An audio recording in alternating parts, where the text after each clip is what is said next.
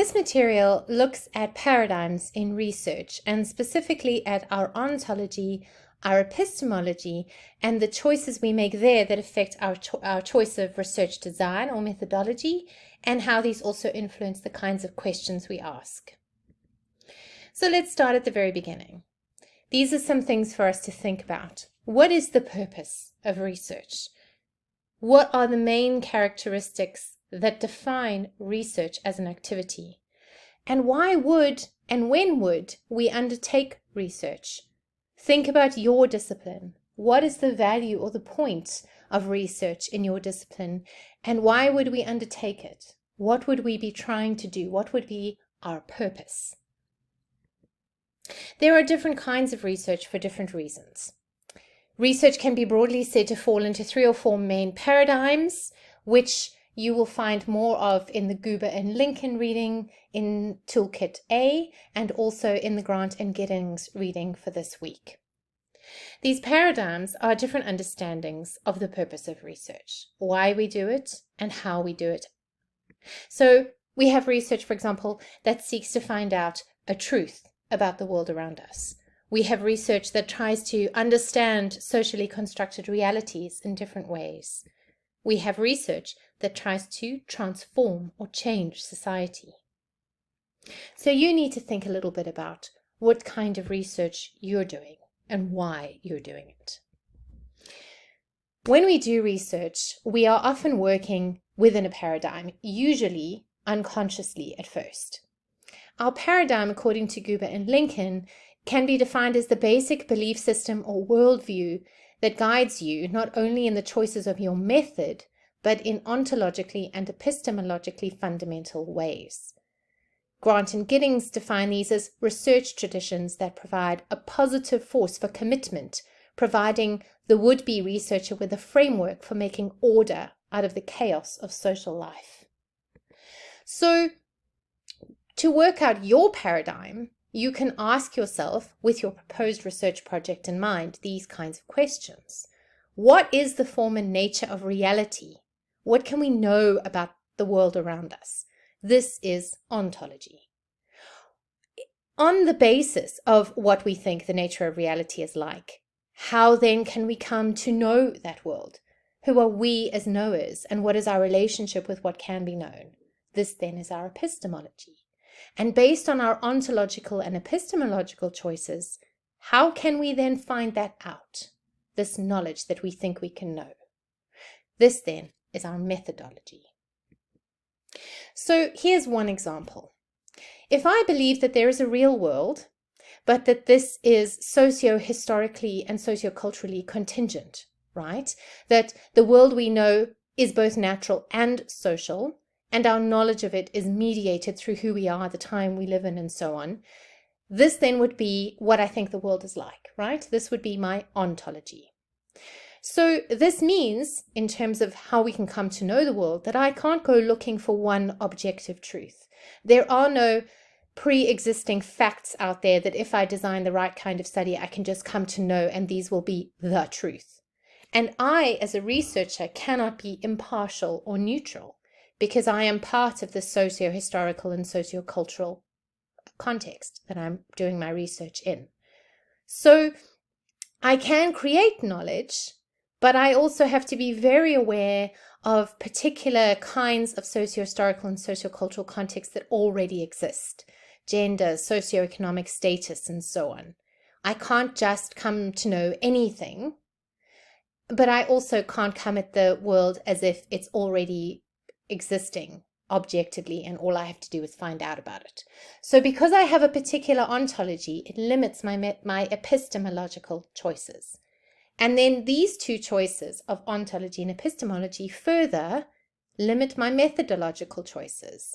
I can't have a pre-test and post-test research design because I'm not testing objective knowledge. I also can't completely come at this as a relativist constructivist because I don't believe you can know anything you want. Not everything is truth. There is a basis for judgment of better and worse, or more explanatory and less explanatory truths that I think I can find out. So I'm going to probably choose some kind of qualitative research design, but I'm going to think very, very carefully about my own positionality and the kinds of methods I can use to find out what I want to find out. So ontology, epistemology, and methodology are connected, and your research paradigm and the method you choose to use depend on this paradigm or worldview, but they also depend on the research questions that you're asking, which are affected by this worldview, and your disciplinary norms. This is just a little drawing I drew to kind of think about epistemological and ontological choices, and how when you lock yourself into particular kinds of ontological choices, you limit the epistemological choices you can make, and then you further limit the methodological choices you can make. And this was based on my reading of both the Grant and Giddings paper and the Guber and Lincoln chapter, which are available to you in the course site. So your belief system or your worldview shapes what you think your reality is and what you can know about it. It shapes your relationship with knowledge and inquiry as a researcher, and it shapes your ways of creating a research project or process that can help you create or discover valid knowledge. So obviously, it's going to shape the kinds of research questions you ask and the kinds of research problems you pose. So for now, I'd like you to pause this and set your timer on your phone or your watch for 6 minutes. And I'd like you to take out, you can type this or you can handwrite in your research journal or on a piece of paper. For 6 minutes, what do you think the world is like? What do you think truth is? And how do you think you come to know it? What do you think your relationship with knowledge is as a researcher? So in other words, think a bit about your ontology and epistemology, but don't be too put off by those big words. What you're really looking for are, what is your understanding of what the world is like? What is your understanding of how you can come to know that world and what your role as a researcher is? And then we can start thinking a bit about how would you design a research project then that fits in, that's influenced by that paradigm. If you like, you can also flip back a couple of slides to remind yourself what these things are, and then pause the video here and write for 6 minutes about these things. Just free write. Right, so now you've come back from your free writing, and now we have to think a bit about research problems and research questions, because these are connected to our approach to doing our research. What is the right shape and size of problem and questions for the project you are doing? Master's, PhD, perhaps a postdoctoral project at some point. You need to be able to think about these kinds of things. How will you answer this question? What data are you going to need to answer this question? And can you get that data? See, it's all very well and good asking a very interesting, sexy question, for example, about survivors of sexual assault, if you're doing particular kind of gender studies or sociology research, or asking about whether or not refugees feel certain things about the state, or certain things about charity, or certain things about NGO work. But can you talk to refugees? Will you be allowed? Will you get ethical clearance to do that? Will they talk to you? Can you actually get permission to talk to survivors of sexual assault? How will you do that? That's very high-risk research.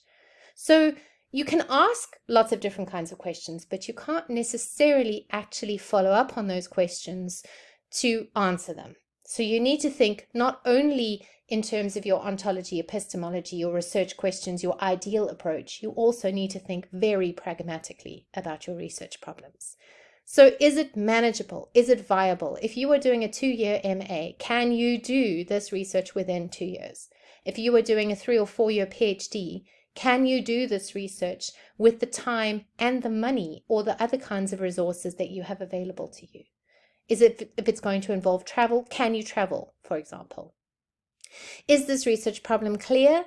Is it cleverly and closely supported by existing research in your field? Is it focused? Is it about one thing and not 4 or 5 different things? These are the kinds of things you need to think about. So you can also, on your own or with a peer or two over the next few days, you can think a little bit about these 3 research questions, for example. And you can critique them with some of the considerations in mind. How would you do this research? Is this research supported by existing research in the field? Is this a focused question, or might it lead to a much larger project than, for example, one MA or one PhD? Or is it perhaps too limited? Might it not even lead to an MA or a PhD? You can pause the video here and think about some of these things, or you can think about your own research questions here. Often we have sub-research questions. In a master's or PhD study, we have a main or central question we're asking, and then we have sub-questions. And if these are necessary, what's really important is that all of the research questions you write, if you have one main and 3 or 4 sub-questions, these must all contribute to a single golden thread for one study. The sub-questions unpack or give detail to the main question. They do not create new questions. So if, for example, you had a main question that was asking, to what extent does the media influence people's decisions to support or reject Black Lives Matter? A sub-question might be, what kinds of media are most dominant in the protest coverage? You might have a sub-question that asks, what is Black Lives Matter and how can we understand this movement? Those questions would unpack this main question. They wouldn't add new questions to your project.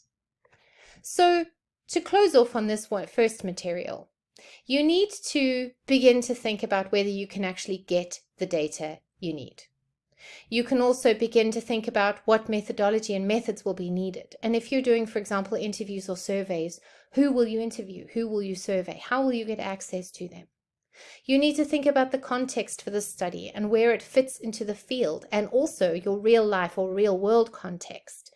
Do you have access to it? Can you actually get to this place where you need to do this research, whether it's online, in an archive, or out in the world in the field? And then you need to think about ethics and feasibility. Is your research ethical?